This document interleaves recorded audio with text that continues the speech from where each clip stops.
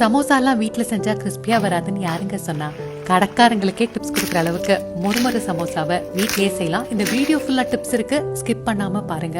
2 cup மைதா கூட 1/2 teaspoon உப்பு, கொஞ்சமா எள்ளு, 3 டேபிள் ஸ்பூன் உருக்காத நெய் சேர்த்து கையில இப்படி அழுத்தி தேய்ச்சிக்கிட்டே வாங்க.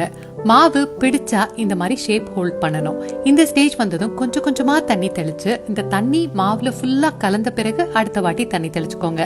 இப்படி கொஞ்சம் கொஞ்சமா தண்ணி தெளிச்சு இறுக்கமா மாவை பிசைஞ்சுக்கோங்க.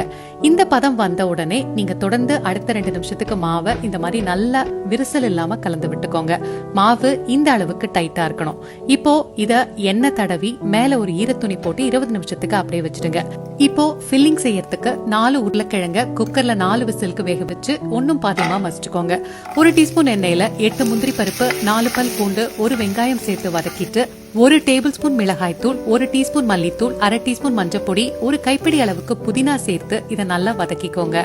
கடைசியா வேக வச்ச உருளைக்கிழங்கையும் சேர்த்து எல்லாத்தையும் லோ ஃப்ளேம்ல வச்சு நல்லா கலந்துக்கோங்க. இந்த மாதிரி பாத்திரத்துல ஒட்டாத பதம் வந்ததும் இதை ஒரு தட்டுல சேர்த்து நல்லா ஆற வச்சுக்கோங்க.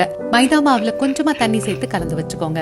ஊறின மாவை லேசா பிசைஞ்சிட்டு கொஞ்சமா மாவு எடுத்து இந்த மாதிரி அழுத்தமா விரிசல் இல்லாம உருட்டிக்கோங்க. இப்போ இத நல்லா மெல்லிசா திரட்டிக்கோங்க. இந்த அளவுக்கு மெல்லிசா திரட்டிக்கணும், கொஞ்சம் கூட சுருக்கம் இருக்க கூடாது. இப்போ இத 2 பாதியா பிரிச்சு ஓரங்களை மட்டும் இந்த மாதிரி சேர்த்து மடிச்சுக்கோங்க. மேல் பகுதியை லேசா அழுத்தி இந்த மாதிரி ஒரு ஷேப் ஃபார்ம் பண்ணிக்கோங்க. ஓரங்களை மடிக்கிறதுக்கு இடைவெளி விட்டு உருளைக்கிழங்கு வச்சு மைதா பேஸ்டால இதை ஒட்டி இந்த மாதிரி கம்ப்ளீட்டா இதை சீல் பண்ணிக்கோங்க.